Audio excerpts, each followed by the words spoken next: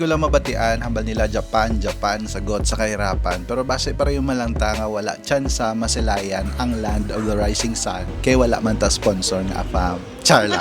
The truth is, hindi mo kinahanglan magpa-Japan kay diri sa 19th Lacson Street sa Bacolod lang. Daw nakakadto ka na sa Japan kung makasulod ka sa sininga kapihan. From the signboard to the manga-inspired decors and of course, the matcha drink. Mapapakonnichiwa kagad because no less, it's Japan feels. Kulang na lang magkimono ang mga waiters but I guess that's too much to ask because kaginot sa Pilipinas, kung balot na balot ka sa kimono, matararagay gid imo balhas.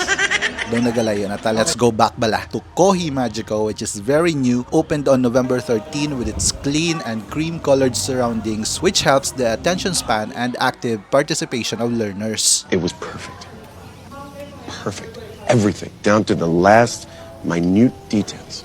Which is why Kohi Magico's space is perfect for students. Kita nyo naman, aside from the simple and aesthetic value, it's also spacious downstairs and even on their second floor. There are variations of spaces here. Para kung gusto mo magpungko or gusto nyo maglumpiga, go lang, laban Japan, ganon.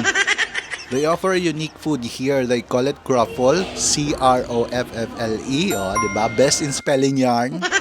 A fusion of croissant and waffle, and it's new, it's namit, and truly satisfying. Their price range is targeted towards students, and they have consumable rates on their co-working spaces such as this conference room, which is good for 6 to 8, and there's also a small one that's good for 1, not because you are alone, but because you're a strong and independent person. Ganon.